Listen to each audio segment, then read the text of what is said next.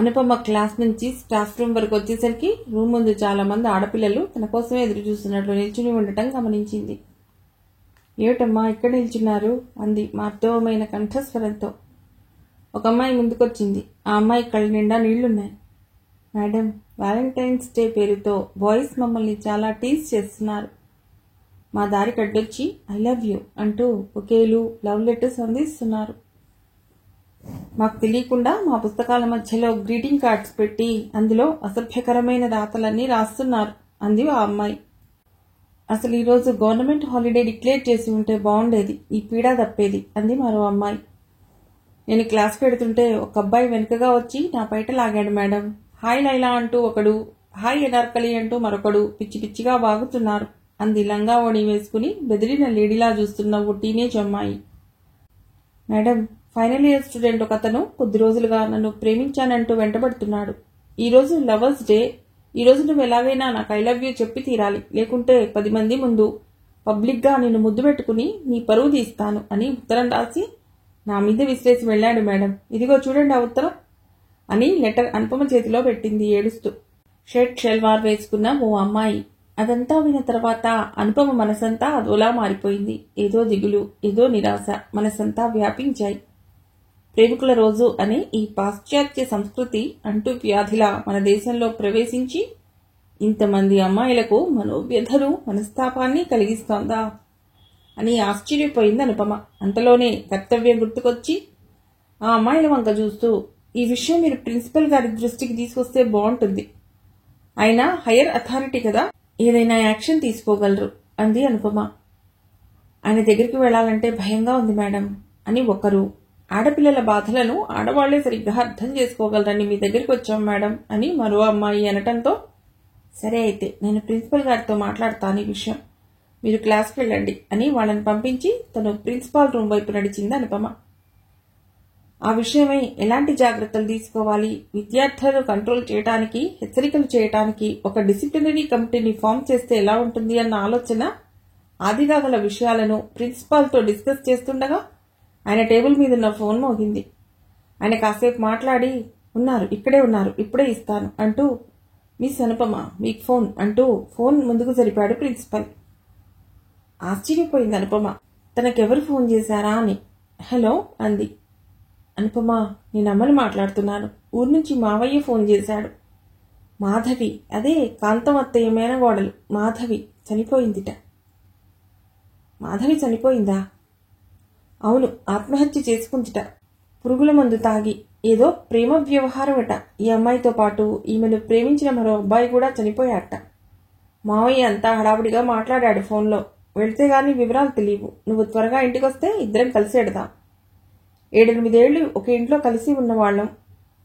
నేనిప్పుడే వస్తున్నానమ్మా, నువ్వు రెడీగా ఉండు అని ఫోన్ పెట్టేసింది అనుపమ. ప్రిన్సిపాల్ వంక తిరిగి, సార్ అంటూ పర్మిషన్ అడిగే లోపలే, నాకు అర్థమైంది, వెళ్ళండి అన్నాడు ఆయన. మాధవి మొహం కళ్ల ముందు మెదులుతుండగా, మాధవి మాటలు, కంఠస్వరం చెవుల్లో గింగురుమంటుండగా చిన్నబోయిన ముఖంతో హడావిడిగా ఇల్లు చేరుకుంది అనుపమ. వంశీని ఇంట్లోనే ఉంచి తల్లి పద్మావతిని తీసుకుని ఇంగ్లీబన్లో బస్సు ఎక్కింది అనుపమ. 3-3.5 గంటల ప్రయాణం తర్వాత ఇల్లు చేరుకున్నారు. గుంపులు కూడిన జనం, హృదయ విదారకమైన ఏడ్పులు. ఇంటి ముందు మాధవి శవం కనబడగానే గుండె చెరిపోయినట్లయింది అనుపమకు. పద్మావతి అయితే దుఃఖం ఆపుకోలేక వాళ్ల వదిన్ని, మాధవి తల్లిని పట్టుకుని బావురుమంది. ముందు ముందు ఎంతో జీవితాన్ని గడపవలసిన పిల్ల అర్థాంతరంగా ఈ చావేంటి వదినా అన్న తల్లి పద్మావతితో, ఎవరి పిల్లల భవిష్యత్తును వాళ్లే చూసుకుంటారని ఊరుకోకుండా చదివించి ఏదో ఉద్ధరిద్దామని తెచ్చి ఇక్కడ పెట్టుకున్నాను. వాడెవడో కులం కొత్రం లేని వాడిని ప్రేమించి పెళ్లి చేసుకుంటానంది. నేను చెప్పేది చెప్పి మీ అమ్మను నాన్నని అడగమ్మా, నాదే ఉంది అన్నాను. అంతే నాకు తెలిసింది. ఈరోజు పొద్దున్నే లేచి ఇప్పుడే వస్తాను అత్తయ్యా అంటూ ఎటో వెళ్ళింది. ఇదిగో ఇలా శవమై వచ్చింది. ఇది వాడు, ఇద్దరూ ఎంట్రీని తాగారట. వాడిది మన పక్క ఇల్లే కదా, వాడక్కడా ఇదిక్కడా, ఇంత చేసినా చివరకు మాట దక్కకుండా చేసింది అంది ఏడుపు గొంతుతోనే కాంతమ్మ అత్తయ్య. ఆ మాటలు ఆ పక్కనే ఉన్న మాధవి తల్లి చెవిలో పడ్డాయి కాబోలు. అసలే కడుపు శోకంతో ఉందేమో నాగినిలా లేచింది అత్తయ్య మీదకు. ఎంత చేసినా అంటున్నావు, ఏం చేశావమ్మా?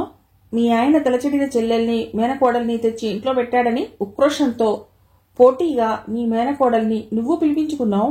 చదువు పేరిట రప్పించిన దానివి బాధ్యతగా చూడొద్దు. చిన్నపిల్లలు తప్పు చేస్తే మందలించొద్దు. ఆడపిల్ల ఇల్లు వదిలి బయట కాలు పెట్టిందంటే ఎక్కడికెడుతుందో ఏం చేస్తుందో ఆరా తీయొద్దు. వ్యవహారం అంతా ముదిరాక నీ తల్లిదండ్రులు అంటూ మీద పడేసి చేతులు దులుపుకుంటే బంగారం లాంటి పిల్లను తక్కువ కులం వాడికి అర్హత లేని వాడికి ఇచ్చి చేయమంటే ఎలా చేస్తాం? విషయం చూచాయిగా తెలిసినప్పుడే చెప్పుంటే మా పిల్లని మేము తీసుకువెళ్లేవాళ్లం. బుజ్జగించో కోపం చేశావు. మొత్తానికి నా కడుపులో చిచ్చు పెట్టావు కదమ్మా అని కూతురి శవం మీద పడి ఏడవటం మొదలెట్టింది మాధవి తల్లి. చూసావా వదిన ఎలా మాట్లాడుతుందో? మా మరదలు అంది అత్తయ్య అమ్మ పద్మావతి వంక చూస్తూ. అయిపోయిన దానికి ఇప్పుడేమనుకుంటే ఏం లాభం? ఇలా జరగవలసింది జరిగింది అంతే.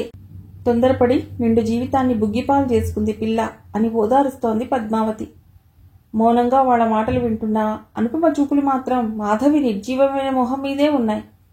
అమాయకత్వంతో కూడిన అల్లరితో తెచ్చిపెట్టుకున్న అభిజాత్యంతో ఎప్పుడూ సందడిగా హడావిడిగా ఉండేది. చలనం లేకుండా ఎట్లా పడి ఉంది ఇప్పుడు? ఆ అమాయకత్వమే, ఆ మొండితనమే ఆమె జీవితాన్ని మొగ్గదశలోనే చివరికంటా తుంపేసింది. ఎంతటి సమస్యకైనా చావు పరిష్కారం కాదన్న విషయాన్ని తెలుసుకోలేక ఆవేశంలో జీవితాన్ని అంతం చేసుకుంది. ఒకరోజు మాధవి సందుగోడపై నుండి రహస్యంగా అవతల ఉన్న ఓ అబ్బాయితో మాట్లాడటం చూసింది తను. ఆ రోజే తను మందలించటమో అత్తయ్యతో చెప్పటమో చేసి ఉంటే ఎలా ఉండేదో. పరుల పంచన అస్వతంత్ర జీవితం గడుపుతున్న తనకు ఆ రోజుల్లో అంత ధైర్యం అంత చొరవ ఉండగలిగేవి కాదు. అత్తయ్య నోటికి మాధవి అహంకారానికి భయపడవలసి వచ్చేది. అలవిగాని చోట అధికులమంటూ పెద్దరికంగా వ్యవహరించబోతే అవమానాల పాలు కావలసి వస్తుందని భయపడింది. అయినా అప్పుడు తనకు చిన్నతనం, తన ఆలోచన పరిధి ఆ వయసులో చాలా చిన్నది అని గడిచిన కాలాన్ని, మాధవితో తనకున్న బంధుత్వాన్ని విశ్లేషణ చేస్తుండగా బయట ఏదో గొడవ వినిపించి తల తిప్పి చూసింది. మావయ్య, మాధవి తండ్రి పక్కింటి వాళ్లతో ఏదో గొడవ పట్టం వినిపించి 4 అడుగులు ముందుకు వేసింది అనుపమ. చావులోనైనా ఆ ప్రేమికులను ఒకటిగా ఉండనిద్దాం, ఇద్దరినీ ఒకే దగ్గర భూస్థాపితం చేద్దాం అంటున్నారు అవతలి వాళ్లు. వీలేదు, మా అమ్మాయికి మీ అబ్బాయితో సాపత్యమా? మా కులమేమిటి, మీ కులమేమిటి? సిగ్గులేదు అలా అడగటానికి? అసలు దీనికంతటికీ కారణం మీ అబ్బాయే. మా అమ్మాయి ఎర్రగా బుర్రగా ఉంది కదా అని, పెద్ద కులం పిల్ల కదా అని మాయమాటలు చెప్పి. వాడు మగాడు, వాడి తప్పేంటి? ఆడపిల్లను అదుపులో పెట్టుకోవడం చేతకాక ఊరి మీదకి వదిలేస్తే అది వచ్చి మా పిల్లవాడిని తగులుకుంది. అందం, వయస్సు, ఆశ చూపి వాణ్ణి పుట్టలో వేసుకుంది. అక్కడ మాట పెరిగింది. చివరకు అది గలాటాగా మారింది. అంతవరకు శవపంచనామా చేస్తున్న పోలీసులు ఆ గొడవకు అటు వచ్చి జనాన్ని అదిలిస్తూ పరిస్థితిని కంట్రోల్ చేయడానికి ప్రయత్నిస్తున్నారు. ఎక్స్క్యూజ్ మీ మేడం, తన పక్కనే ఎవరిదో గొంతు వినిపించడంతో పక్కకు తిరిగి చూసింది అనుపమ. కాకి రంగు యూనిఫామ్లో ఓ police officer. We know your name ma'am. Anupama, ఈ చనిపోయిన మాధవి మీకేమవుతారు? మా అత్తయ్యకు తమ్ముడు కూతురు. బంధుత్వాన్ని మించిన పరిచయం ఉంటే అది ఇలాంటిదో చెప్పగలరా? మా నాన్నగారు పోయిన తొలి రోజుల్లో మాకు ఏ ఆధారం లేక నేను, మా అమ్మ దాదాపు 7-8 సంవత్సరాలు మా మేనమామ గారింట్లోనే, అంటే ఈ ఇంట్లోనే ఉన్నాం. అప్పుడు అత్తయ్య మేనకోడలైన ఈ మాధవి కూడా చదువుకోవటానికి ఇక్కడికి వచ్చింది. ఓ, అయితే ఈ అమ్మాయి గురించి మీకు బాగానే తెలిసిందన్నమాట అన్నాడు పోలీస్ ఆఫీసర్ అనుపమను ఉద్దేశించి. తెలవటానికి పెద్దగా ఏమీ లేదు. ఆ అమ్మాయి నాతో అంత చనువుగా ఉండేది కాదు. నాకు చిన్నతనం అప్పుడు. వీరిద్దరి ప్రేమ గురించి నిజంగా మీకేం తెలీదా? ఆ ప్రశ్నతో చటుక్కున తల తిప్పి కోపంగా అతడి కళ్లలో కళ్లు పెట్టి చూసింది అనుపమ. తనేదో దాస్తున్నట్లు, తెలిసి చెప్పనట్లు తనను అతడు అనుమానంగా అలా అడగటం అవమానం అనిపించింది ఆమెకు. ఇవి మాకు మామూలే అన్నట్లు ఎస్ఐ మాత్రం అదోలా నవ్వటం, తను చెప్పబోయేది నోట్ చేసుకోవటానికి అన్నట్లు అటెన్షన్ లో లాఠీ చంకన పెట్టుకుని నిల్చోవటం అనుపమకు మరింత కోపం తెప్పించింది. అబద్ధాలాడవలసిన అవసరం నాకు లేదు. చట్టాన్ని గౌరవించే వ్యక్తిని నేను. నాకు తెలిసింది చెప్పటానికి నేను ప్రయత్నిస్తూ ఉంటే మీరే తొందరపడి తరచి అడిగే ప్రయత్నంలో నన్ను అవమానిస్తున్నారు అంది అనుపమ. I'm sorry. సరే, మీకు తెలిసింది చెప్పండి. మాధవి, ఆమె పక్కింటి అబ్బాయిల ప్రేమ ఎంత గాఢమైందో, ఎంత లోతైందో, అది అసలు ప్రేమ అవునో కాదో వంటి విషయాలు, వ్యవహారాలు నాకేమీ తెలియవు. ఎందుకంటే మాధవి ఇక్కడికి వచ్చిన కొన్ని నెలలకే నేను మా అమ్మను తీసుకుని హైదరాబాద్ వెళ్లిపోయాను స్వతంత్రంగా జీవించడం కోసం. వెళ్లబోయే ముందు ఒక్కసారి మాత్రం మాధవి ఆ అబ్బాయితో మాట్లాడటం నా కంటపడింది. అయితే ఆ సంభాషణను నేను వినలేదు. ఆ తర్వాత మళ్లీ ఇక్కడికి మీ రాకపోకలు జరగలేదు. ఇదే రావటం. 1-2 సార్లు మా మావయ్య అక్కడికి వచ్చారు. మాధవి చాలా గడుసుగా తయారైందని, అత్తయ్య గారాబం దాన్ని కొరకరాని కొయ్యలా తయారు చేస్తోందని అమ్మతో అనటం మాత్రం ఒకసారి విన్నాను. అలాగా, okay, thank you very much. అక్కడ దూరంగా ఎవరో కుర్రవాళ్లతో మాట్లాడుతూ నిల్చున్నాడే, ఆ అబ్బాయి ఎవరు అడిగాడు ఎస్ఐ చూపుడు వేలితో గేటు వైపు చూపిస్తూ. అటు చూసింది అనుపమ. మా మావయ్య కొడుకు ప్రసాద్. ఓ ఐసీ అంటూ మరో కోణంలో ఇంట్రోగేషన్ కోసం అటు వెళ్లిపోయాడు ఎస్ఐ. మాధవి ఎంత పని చేసింది? బలవంతంగా ఇలా ప్రాణాలు తీసుకోవటం, ఈ పోలీసు విచారణ, బ్రతికున్నంతకాలం తల్లిదండ్రుల అనుభవించే కడుపు శోకం, ఎక్కడేం జరిగినా తమకే కావాలన్నట్లు తలదూర్చి నిందించే లోకులు, ఇవన్నీ తన అనాలోచిత ఆవేశపూరిత చర్యల వల్లే కదా. ఒక తొందరపాటు 2 జీవితాలను నాశనం చేసింది. ఎంతో మంది హృదయాల్లో కలకాలం నిలిచిపోయే దుఃఖాన్ని మిగిల్చింది అని ఆలోచిస్తోంది అనుపమ. అంబులెన్స్ వచ్చింది. మాధవి శవాన్ని అందులోకి ఎక్కించారు. పోస్టుమార్టం కోసం గాంధీ హాస్పిటల్ తీసుకెళ్లారు. నా బిడ్డను మీ కత్తులతో కోసి ఛిద్రం చేయకండి, దాన్ని అలాగే శ్మశానానికి తరలి వెళ్లిపోనివ్వండి అంటూ గుండెలు బాదుకుని ఏడ్చింది మాధవి తల్లి. కూతురి మొహాన్ని కడసారి కనురెప్ప వేయకుండా చూసుకుని అంబులెన్స్ అటెళ్లగానే బోరున ఏడ్చాడు ఆమె తండ్రి. అన్ని సంవత్సరాలు తన ఇంట్లో తిరిగిన పిల్ల కావటంతో అత్తయ్య శోకానికి అంతు లేకుండా పోయింది. తన ఇంట్లో తన కళ్ల ముందు జరుగుతున్న ఆ విషాదానికి మావయ్య కూడా లోలోపల కుమిలిపోతున్నట్లు ఆయన విషణ్ణవదనం చెప్పగా చెబుతున్నది. అప్పటికే చీకటి పట్టంతో ఆ రాత్రికి అక్కడే ఉండి పొద్దున్నే ప్రయాణమయ్యారు అనుపమ, ఆమె తల్లి పద్మావతి. బస్టాండ్ వరకు వచ్చిన మావయ్య తనను ఉద్దేశించి అన్న మాటలు ప్రయాణం చేస్తున్నంతసేపు అనుపమ చెవుల్లో ధ్వనిస్తూనే ఉన్నాయి. అనుపమ, చిన్న పిల్లవైనా తెలివిగా ఆలోచించి అప్పుడు సరైన సమయంలో సరైన నిర్ణయం తీసుకోబట్టే ఈరోజు ఇలా దర్జాగా హుందాగా బతకగలుగుతున్నావమ్మా. మీ అమ్మకు అన్నను, నీకు మేనమామను అయ్యుండి కూడా మీ బాధ్యతను నేను పూర్తిగా నిర్వర్తించలేకపోయినందుకు ఇప్పుడు పశ్చాత్తాపడుతున్నాను. ఇది మంచికే జరిగిందని అనిపిస్తోంది. ఈ ఊళ్ళో, ఈ ఇంట్లో మీ అత్తయ్య పెత్తనం కింద ఇంకా అలాగే ఉండి ఉంటే జీవితంలో ఎదిగే అవకాశం నీకొచ్చేది కాదు అని మావయ్య అనగానే, అంతా దేవుడిదయ్యన్నయ్యా అని అమ్మ కనిపించని దేవుడికి దండం పెట్టుకోవడం అనుపమ మౌనంగా గమనించింది. దేవుడిదే ఉండటం వల్లే రత్నాల్లాంటి పిల్లల్ని కన్నావు. మావాడు, అదే నీ మేనలుడు ప్రసాద్ చూడు, తింటం, ఊరి మీద బలాదూరు తిరగటం తప్ప మరో పని చేత కాదు, ఎందుకు కొరగాకుండా తయారయ్యాడు అని మావయ్య ఇంకా ఏదో చెప్పబోతుండగా బస్సు వచ్చింది. ఎక్కడెక్కండి అంటూ తొందరపెట్టి బస్ కదలగానే, ఇక ఉంటానమ్మా అంటూ మావయ్య వెనుదిరిగి వెళ్లిపోయాడు. వెడుతున్న మావయ్య వంక జాలిగా చూసింది అనుపమ. ఇల్లు ఇల్లులా కాక నరకంలా తయారైతే ఇంటి యజమానికి ఎంత అశాంతో ప్రత్యక్షంగా చూసింది అనుపమ. వెడుతున్న అన్నయ్య వంక అభిమానంగా చూస్తూ పుట్టింటి మమకారంతో పైట కొంగుతో కళ్లద్దుకుంది పద్మావతి. ఒక పక్క పార్ట్ టైం లెక్చరర్ గా పనిచేస్తూనే ఎంఫిల్ పూర్తి చేసింది అనుపమ. స్లేట్ పరీక్ష కూడా పాస్ అయ్యింది. ఆమె కన్నా సీనియర్ లెక్చరర్ ఒక ఆవిడ రిటైర్ కావడంతో ఆ స్థానంలో పర్మనెంట్ పోస్టులో లెక్చరర్ గా కూడా ఫ్రెష్ అపాయింట్మెంట్ జరిగింది. అనుకోకుండానే అన్ని చకచకా జరిగిపోయాయి. ఆర్థికంగా, కెరీర్ పరంగా కాస్త పుంజుకున్న తర్వాత ఆ ఇరుకు గదుల్లోంచి ఒక సరికొత్త ఫ్లాట్ లోకి షిఫ్ట్ అయ్యింది. 3,000 అద్దె చెల్లిస్తూనే ఇంటిని ఫర్నిచర్తో, వాయిల్ పెయింట్స్ తో అలంకరించుకుంది. డిగ్రీలో అడుగుపెట్టిన తమ్ముడు వంశీకి సెపరేట్ గా రీడింగ్ రూమ్, తనకో గది, అమ్మకో గది ఏర్పాటు చేసింది. తన రూంలోని అల్మరాలన్నింటినీ ప్రముఖ రచయితల పుస్తకాలతో నింపేసింది. తన కోసం ఒక రైటింగ్ టేబుల్, అందమైన ల్యాంప్, దానిమీద కొత్తగా కనెక్షన్ తీసుకున్న టెలిఫోన్, అన్నీ ఎక్కడివక్కడ తీర్చిదిద్దినట్లు చక్కగా అమిరాయి. అన్నీ చక్కగా అమర్చిపెట్టావు. రేపు పెళ్లి చేసుకుని అత్తవారింటికి వెళ్లవలసిన పిల్లవు, ఈ అమెరికేదో అక్కడ చేస్తే బాగుండేది అంది తల్లి పద్మావతి ఓ రోజు. మిమ్మల్ని వదిలిపెట్టి నేను ఎక్కడికి వెడతానమ్మా? అంటే పెళ్లి చేసుకోవా? చూద్దాం ఏమిటి? అలాంటి ఆలోచన మనసులోకి, అందుకు సరిపడ్డ వ్యక్తి జీవితంలోకి ప్రవేశించినప్పుడు చూద్దాం. ప్రయత్నించకుండా ఎలా వస్తారు ఎవరైనా? సంబంధాలు చూడమంటావా? మావయ్య చెవిలో కూడా ఒక ముక్క వేస్తాను. వద్దొద్దు. ఎవరి ప్రమేయం వద్దనుకుంటే ఎలా అవుతుందే మరి? పెళ్లి కొడుకు ఏమైనా ఆకాశంలో చూడి పడతాడా అమాంతం? లేకుంటే జానపద సినిమాల్లో చూసినట్లు ఏ రాజకుమారుడో గుర్రమెక్కి నీకోసం వెతుక్కుంటూ వస్తాడా? అనుపమ విసుగ్గా మొహం పెట్టి ఏదో సమాధానం చెప్పబోయింది. ఇంతలో టేబుల్ మీద టెలిఫోన్ మోగింది. Hello, Anupama here. హలో, నేను అరవింద్ని మాట్లాడుతున్నాను. స్పష్టంగా గంభీరంగా ఉన్న పురుష స్వరానికి ఒక్కసారి అనుపమ చెవులు అప్రయత్నంగానే నాగస్వరం విన్న నాగుపాముల్లా అయిపోయాయి. అరవిందా? అరవింద్ ఎవరు? బహుశా రాంగ్ నంబర్ అంటూ ఫోన్ పెట్టేయబోయిన అనుపమకు ఆగండి అన్న మాటలు వినిపించి ఆ ప్రయత్నం మానుకుంది. అవతలి వ్యక్తి 8 అంకెల తన టెలిఫోన్ నంబర్ని గడగడా చెప్పాడు. ఎస్, అదే నంబర్. మీ పేరు అనుపమనే కదూ? అవును. అయితే మీరే నాకు కావాల్సింది. అతడి మాటల్లోని ఆ చనువు ఏ పార్క్లోనో కూర్చున్నప్పుడు వీచే చల్లటి గాలిలా అనుపమ మనసును తాకింది ఎందుకనో. కానీ నాకు ఏ అరవింద్ తెలియదు. మీకు తెలుసు?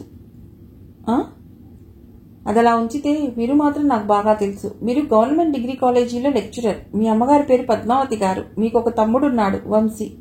మీరు ఈ మధ్యనే సంతోష్ నగర్లో ఓ ఫ్లాట్ అద్దెకు తీసుకుని అందులో ఉంటున్నారు. మొన్నీ మధ్యనే మీ పీహెచ్డీ రిజిస్ట్రేషన్ కూడా అయింది. చాలా వివరాలు సేకరించారు. కానీ ఏం పని మీద ఫోన్ చేశారో చెప్పండి. పనేమీ లేదు, పొట్టిగానే మీతో కాసేపు మాట్లాడాలనిపించి. మీకు పనేమీ లేదేమో గానీ నాకు చాలా పనులున్నాయి. అయినా ఏ నెంబర్కో టెలిఫోన్ చేసి ముందుగా కనుక్కున్న వాళ్ళ బయోడేటా అంతా తూచా తప్పకుండా ఒప్పజెప్పి ఇలా రోజు ఎవరినో ఒకరిని డిస్టర్బ్ చేయటమే మీ పనా? భలే వారండి. అందరికీ ఎందుకు చేస్తాను, మీకు మాత్రమే చేస్తాను. మీతో కాసేపు మాట్లాడాలనిపించింది అందుకే. కానీ నాకు మీతో మాట్లాడాలని లేదే. మీరు అలా అంటే నేను నమ్ముతాననుకున్నారా? మాట్లాడాలని లేదే ఇంతసేపు మాట్లాడతారా? అయితే ఇప్పుడు పెట్టేస్తున్నాను. మీరు పెట్టేయలేరు. It is my challenge. Anupama అని అలా ఏ ఫ్రెండో పిలిచినట్టు పిలుస్తారేమిటి? మేనర్స్ లేదా మీకు? బహుశా లేదేమో. మీరు నేర్పుతానంటే వచ్చి మీ క్లాసులో కూర్చుంటాను. మీ విద్యార్థులకు మీరు పాఠాలతో పాటు జీవిత పాఠాలు కూడా చాలా చక్కగా నేర్పిస్తారట కదా. మీ స్టూడెంట్స్ మీరంటే పడి చస్తారని, అల్లరి పిల్లలైనా మీ ముందు పిల్లుల్లా మారతారని విన్నాను. విన్నారు కానీ అసలు మీరెవరో చెప్పకుండా, మీరెందుకు ఫోన్ చేసింది వినిపించకుండా ఇంతసేపు నాతో మాట్లాడేంటి మీకు? అసలు నేనెవరో తెలియకుండానే, నేనెందుకు ఫోన్ చేసింది ఇంకా చెప్పకుండానే ఇంతసేపు నాతో మీరు మాట్లాడలేదు. ఇది అంతే. ఫోన్ పెట్టేయకుండా మీతో మరికొంతసేపు మాట్లాడిస్తానని ఛాలెంజ్ చేశాను. మాట్లాడించాను. ఈ రోజుకి ఇది చాలు. నాకు డ్యూటీకి టైం కూడా అవుతోంది. మీరు డ్యూటీకి కూడా పెడతారా? బీట్ కాసి అమ్మాయిల వెంట పడ్డం, మాటలతో అల్లరి చేసి ఏడిపించటం, ఇదేనా మీ డ్యూటీ? మీ దయ వల్ల అది మాత్రం కాదండి. మీ దయ అని ఎందుకన్నానంటే, నాకు అమ్మాయిలకు బీటేసే ఆలోచన రాకముందే మీరు నా కళ్ళకు కనిపించి నాకు ఆ శ్రమ తగ్గించారు. ఎక్కడ చూశారు నన్ను? చెబితే మీరు దడుచుకుంటారు. అంటే ఏ శ్మశానంలోనో సమాధిలోంచో లేచొచ్చి నిన్ను వీడని నీడను నేనే అని ఏ రోడ్డు మీదో నా వెంటపడ్డ దయ్యం పాపతా మీరు? అవతల నుండి హహహా అని నవ్విన శబ్దం వినిపించింది. చెవిలో దుందుబులు మోగినట్టు అనిపించింది అనుపమకు. మీరు తీరుబడిగా నవ్వుకుంటూ కూర్చోండి, నేను ఫోన్ పెట్టేస్తున్నాను. పెట్టేయండి. ఈ రోజుకు పర్మిషన్ ఇస్తున్నాను. మీరు నాకు పర్మిషన్ ఇవ్వడం ఏమిటి? ముక్కు మొహం తెలియని మీరు. నా ముక్కు మొహం మీకు తెలుసు, కాకుంటే నా మనసే మీకు తెలీదు. అది చెబుదామని ఇంతటి ఉపోద్ఘాతం ఇచ్చాను. మళ్ళీ రేపు చేస్తాను. వద్దు, చేయకండి. నా ఫోన్, నా వాయిస్, నా అనుపమ కనుక నా ఇష్టం. Shut up. See you. Sorry, I will talk to you tomorrow అని ఫోన్ పెట్టేశాడు. అరవింద్గా తనను తాను పరిచయం చేసుకున్న ఆ వ్యక్తి తల దిమ్మదిరిగిపోయినట్లుంది అనుపమకు. ఎవరి అరవింద్? నేను ఇతన్ని చూడటమేమిటి? ఎన్నో ఏళ్లుగా పరిచయం ఉన్నవాడిలా టెలిఫోన్లో ఆ మాట తీరేమిటి? నా అనుమతి లేకుండా నా మీద అంత చనువు ఆ అపరిచితుడు ఎలా తీసుకున్నాడు? నేనైనా రాంగ్ నంబర్ అని వెంటనే పెట్టేయకుండా ఇంతసేపు ఆ మనిషితో మాట్లాడటం ఏమిటి? ఎప్పటికప్పుడు పెట్టేయాలి అని అనుకుంటూనే అంతసేపు రిసీవర్ని చెవి దగ్గర పెట్టుకుని అతడి మాటల్ని అలా ఓపిగ్గా ఎలా వినగలిగాను అని ఆశ్చర్యపోయింది అనుపమ. ఎవరే ఫోన్ అనుపమ?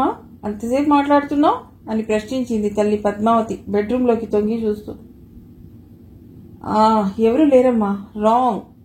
మా కొలీగే అని సమాధానం చెప్పి తన తడబాటుకు, కంగారుకు, ఆఖరికి అమ్మతో అబద్ధం కూడా చెప్పిన తీరుకి తనని తానే నమ్మలేకపోయింది అనుపమ. నేనేనా అని ఒక్కసారి అద్దంలో తన ప్రతిబింబాన్ని చూసుకుంది. పుస్తకం ముందు పెట్టుకుంటే ఎందుకనో ఒక అక్షరం కూడా చదవబుద్ధి కాలేదు. పక్క మీదికి చేరి సీలింగ్ వంక చూస్తూ ఎవరి అరవింద్ తనకెందుకు ఫోన్ చేసినట్లు? ఆయన మాటల్లోని గూఢార్థం ఏమిటి? నా అనుపమ అంటాడేమిటి? నా మీద ఎవరిచ్చారు అతడికి అంత హక్కు? ఏది ఏమైనా ఇంకోసారి ఫోన్ చేస్తే టక్కున పెట్టేయాలి. తను ఇలాగే మాట్లాడితే అతడికి మరింత అలసైపోతుంది. తన మీద అతడికి తక్కువ భావం కలిగే ప్రమాదం కూడా ఉంది. ఈసారి చాలా జాగ్రత్తగా ఉండాలి అని గట్టిగా నిర్ణయం తీసుకుని అర్ధరాత్రి 12 తర్వాత ఎప్పుడో నిద్రపోయింది అనుపమ. గేటు చప్పుడైతే ఎవరా అని బయట వరండాలోకి వచ్చి చూసింది అనుపమ. తన స్టూడెంట్ కళ్యాణి బెరుకుగా గేట్ తీసుకుని లోపలికి రావటం కనిపించింది. ఆ అమ్మాయి వెనుక వాళ్ళ అమ్మగారు కూడా ఉన్నారు. ఓ కళ్యాణి, రారా అని సాదరంగా ఆహ్వానించి నమస్కారం అండి అని 2 చేతులు జోడించి పెద్దావిడికి నమస్కారం చేసింది అనుపమ. నమస్తే మేడం అంది కళ్యాణి నాజూకు గొంతుతో. నమస్తే, రండి లోపలికి రండి, ఇలా కూర్చోండి అంటూ ఇద్దరికి లివింగ్ హాల్లో కేన్ చైర్స్ చూపించింది అనుపమ. కూర్చోండి, అమ్మను పిలుస్తాను అంటూ లోపలికి వెళ్లి తల్లి పద్మావతితో సహా తిరిగి వచ్చింది. నమస్కారం అమ్మా అంటూ ట్రేలో తెచ్చిన చల్లటి మంచినీళ్ల గ్లాసులను వాళ్లకు అందించింది పద్మావతి. రాజ్యలక్ష్మి మంచినీళ్ల గ్లాస్ అందుకుంది. కానీ కళ్యాణి సిగ్గుపడుతూ మొహమాటంగా గ్లాస్ పక్కన పెట్టింది. మీరంటే దానికి బోలెడు అభిమానం. మా అనుపమ మేడం అంటూ ఇంట్లో ఎప్పుడూ మీ గురించే చెబుతుంటుంది కూతురును ఉద్దేశించింది పద్మావతి. సమాధానంగా చిరునవ్వు నవ్వి ఊరుకుంది అనుపమ. రాజ్యలక్ష్మి అనుపమ తల్లి పద్మావతి వైపు చూస్తూ అంది. మా కళ్యాణి వివాహం అమ్మా, ఆగస్టు 18 సత్యసాయి కళ్యాణ మంటపంలో. మీ అమ్మాయితో కలిసి మీరు కూడా తప్పనిసరిగా రావాలి. ఇంకా 20 రోజులుందనుకోండి. పిలుపుల పనైపోతే ఇంట్లో పెళ్లి పనుల సంగతి చూసుకోవచ్చని కాస్త ముందుగానే వచ్చాం. సంతోషం అమ్మా, తప్పకుండా వస్తాం అంది పద్మావతి. కళ్యాణి, నీ పెళ్ళ చెప్పనే లేదు అంది అనుపమ ఆశ్చర్యానందాలతో. చిరుసిగ్గు చిరునవ్వు తప్ప సమాధానం చెప్పలేదు కళ్యాణి. కూతురి తరపున పద్మావతి సమాధానం చెప్పింది. దానికి అసలు ఇప్పుడు పెళ్లి చేసుకోవటం ససేమిరా ఇష్టం లేదమ్మా. ఫైనల్ ఇయర్ ఎగ్జామ్స్ అన్నా కాకుండా అప్పుడే చేస్తున్నారేమిటి అని తెలిసిన వాళ్ళందరూ కూడా అడుగుతున్నారు. ఇక కళ్యాణి అయితే మా అనుపమ మేడంలా నేను బాగా చదువుకుని ఉద్యోగం చేయాలి, అప్పుడే నాకు పెళ్ళొద్దు అని గోల పెడుతోంది. కానీ పరిస్థితులను బట్టి ఈ నిర్ణయం తీసుకోక తప్పలేదు అంటూ ఏదో సందేహంతో ఒక్క క్షణం ఆగింది రాజ్యలక్ష్మి.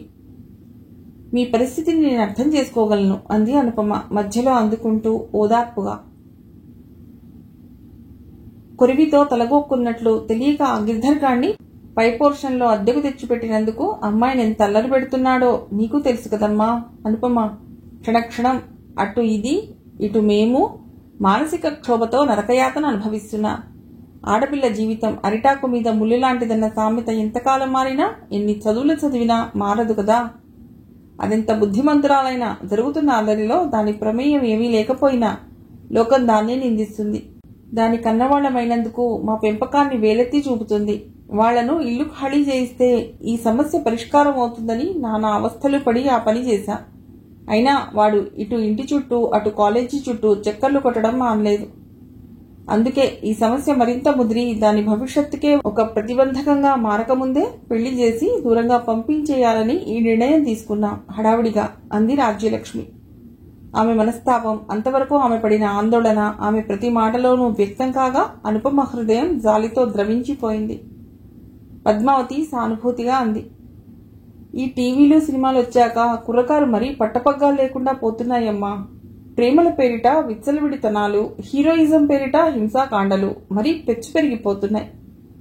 దాన్ని అడ్డుకునేవాళ్లు, అదుపులో పెట్టేవాళ్లు ఎవరో అర్థం కావటం లేదు. దీని ఫలితంగా బాధల్ని కష్టాల్ని అనుభవిస్తోంది మాత్రం ఆడపిల్లలు, వాళ్ళని కన్న తల్లిదండ్రులు. ఏ కాలంలో పుట్టినా ఎన్ని చదువులు చదువుకున్నా ఆడపిల్ల జీవితం ఇంతేనా అనిపిస్తోంది. ఆనాటి సీతమ్మ వారి అపహరణ, ద్రౌపదమ్మ వస్త్రాపహరణం ఇప్పటికీ వీధి వీధినా జరుగుతూనే ఉన్నాయి. మరో మాట చదువు తీసుకుని చెప్తున్నందుకు ఏమీ అనుకోకండి. మెళ్ళో ఆ కాస్త పసుపు తాడు పడి మీ బిడ్డ మీ ఇంటి గడప దాటే వరకు వాడిని ఓ కంట కనిపెడుతుండండి. ఏముంది, దుర్మార్గుడు గుడ్డ కాల్చి మీదేస్తాడు ఆడపిల్లను అపనిందల పాలు చేయటానికి అంది పద్మావతి పెద్ద మనసుతో. నా మనసులోని భయాన్ని మీరు చెప్పారమ్మా. ఈ ఆలోచన నాకు వచ్చే మా దూరపు బంధువుల అబ్బాయి సంబంధాన్ని ఖాయం చేసుకున్నా. వాళ్లకు అన్ని విషయాలు ముందే చెప్పాం. ఇంతప్పటి నుండి కళ్యాణిని చూస్తున్న వాళ్ళు గనక మీరేమీ దిగులు పడకండి. మేమలా చెప్పుడు మాటలు నమ్మేవాళ్లం కాదు. కళ్యాణి మా ఇంటి కోడలవ్వటం మా అదృష్టంగా భావిస్తున్నామన్నారు. అబ్బాయి అమెరికాలో ఉద్యోగం చేస్తున్నాడు. పెళ్లి కాగానే అమ్మాయిని కూడా తీసుకువెళ్ళటానికి అన్ని ఏర్పాట్లు చేసుకునే వస్తున్నాడు. ఈ కాస్త పెళ్లితంత అయిపోతే ఆ పైన ఇక నిశ్చింత అంది కళ్యాణి తల్లి గుండెల నిండా ఊపిరి పీల్చుకుంటూ. ఆ మాటలు అంటున్నప్పుడు ఆమె కళ్లలో మెరిసిన మెరుపులు అనుపమకు సైతం ఎంతో ఆనందాన్ని కలిగించాయి. 2 కప్పుల్లో కాఫీ తెచ్చి బల్ల మీద పెట్టింది అనుపమ. తీసుకోండి అంది మర్యాదగా. అయ్యో, ఇప్పుడు ఇవన్నీ ఎందుకమ్మా అంది రాజ్యలక్ష్మి. వద్దు మేడం అంది కళ్యాణి మొగ్గలా ముడుచుకుపోతూ. పర్వాలేదు తీసుకో, ఇది ఇల్లు కాని క్లాస్ రూమ్ కాదు అంది అనుపమ నవ్వుతూ. తల్లికి ఓ కప్పు అందించి తనో కప్పు తీసుకుంది. రాజ్యలక్ష్మి గారి మాటలు విన్న తర్వాత అనుపమకు వాళ్ల నిర్ణయం సబబే అనిపించింది. ఆ పరిస్థితుల్లో అలా తప్ప మరోలా ఏం చేసినా ప్రయోజనం ఉండదేమోనని ఆమెకు కూడా అనిపించింది. కాకుంటే చదువు తర్వాత పెళ్లి అన్న కళ్యాణి కోరిక తీరకుండా పోతోంది.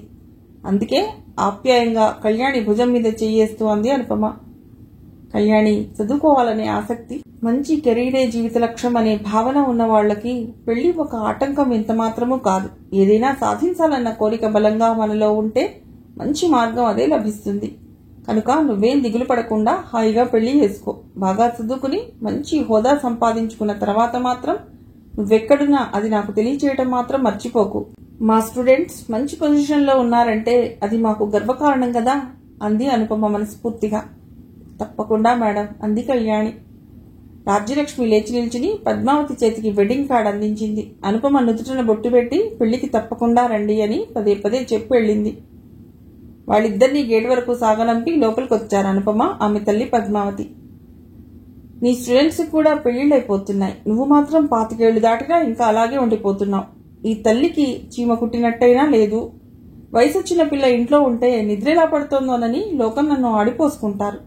నీకేం, నువ్వు మాత్రం బెల్లం కొట్టిన రాయిలా ఎన్నన్నా ఉలుకు పలుకు లేకుండా అలాగే ఉండిపోతావు అంటూ ఇంట్లోకి వచ్చి రాగానే అష్టోత్తర శత సహస్రనామావళి టైప్లో ఆగకుండా చదవటం మొదలెట్టింది కూతురి మీద పద్మావతి. ఊళ్ళో ఎవరి పెళ్లిళ్లవుతున్నాయన్నా అకస్మాత్తుగా ఆవేశపడిపోయి ఉన్న పళంగా తనకు క్లాస్ పీకడం అమ్మకు అలవాటే గనక ఉలుకు పలుకు లేకుండా అచ్చం ఆమె అన్నట్లుగానే ఈసారి బుద్ధ విగ్రహంలా మారిపోయింది అనుపమ. అయినా నేను నీ పర్మిషన్ అడగటం ఏమిటి? రేపే ఏ మ్యారేజీ బ్యూరోకో వెళ్లి నా ప్రయత్నాలు నేను చేస్తాను. ఇంకా తాత్సారం చేస్తే పెళ్లి వయసు పుణ్యకాలం 2 గడిచిపోతాయి.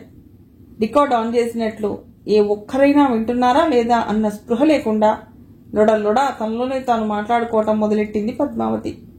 ఈలోగా తమ్ముడు వంశీ గదిలోకి వెళ్లి వాడి పుస్తకాల అల్మరా సర్దటంలో నిమగ్నమైంది అనుపమ. ట్వింగ్ ట్వింగ్ ట్వింగ్.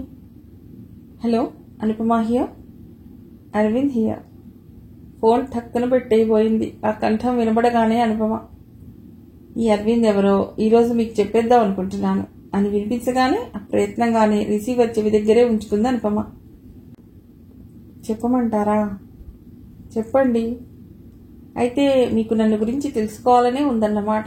నన్ను రోడ్ సైడ్ రోమియోగానో ఫోన్లో టీజ్ చేసి అమ్మాయిని నేర్పించే ఓ రౌడీగాడి కిందనో జమకట్టరందుకు చాలా చాలా థ్యాంక్స్. నేను అలా అనుకోవటం లేదని మీకు చెప్పానా? అన్నీ చెప్పాలటండి. ఏమీ చెప్పకుండా కూడా అవతలి మనిషి ఏమిటో కనిపెట్టవచ్చు. నేనేమిటని మీ ఉద్దేశం? మీరు చాలా మంచివారు, చదువుకున్నవారు, సంస్కారవంతులు, మీ విద్యార్థులను మంచి దేశ పౌరులుగా తీర్చిదిద్దాలన్న ఆలోచన ఉన్నవారు, చిన్నతనంలోనే తండ్రి చనిపోతే ఇంటడు బాధ్యతను నెత్తిన వేసుకుని తల్లికి అండగా ఉండి తమ్ముడిని చదివిస్తున్న ధీశాలి మీరు. అబ్బో, నా గురించి చాలా తెలుసుకున్నారే. ఇంతకు ఇలా మాటికి మాటికి నాకు ఫోన్ చేయటంలో మీ ఉద్దేశం ఏమిటో, దానివల్ల మీకు ఒరిగేదేమిటో చెప్తారా?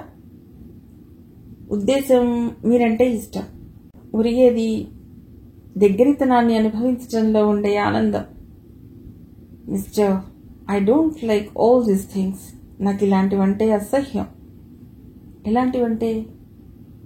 నాకు ఈ ప్రేమలు గీమలు నచ్చవు. రామరామ, ఎంత అన్యాయంగా మాట్లాడుతున్నారండి. ఈరోజు ఇంతసేపు మాట్లాడాను కదా, ఒక్కసారైనా ప్రేమ ఆర్ లవ్ వంటి పదాలు వాడానటండి నేను. ఇందాక మీ గురించి చెప్తున్నప్పుడు కనీసం మీరు చాలా అందంగా ఉంటారన్న వాక్యాన్ని కూడా వాడలేదే నేను. మీకు మీరే ఏదేదో ఊహించుకుని అలా ఉలిక్కి పడితే నేనేం చేయను చెప్పండి. ఆ మాటలకి ఈసారి నిజంగానే సిగ్గుపడిపోయింది అనుపమ. తను తొందరపడి నోరు జారి ప్రేమ పదం వాడినందుకు తన మీద తనకే కోపం వచ్చింది. అతను చాలా జాగ్రత్తగా మాట్లాడుతున్నాడు.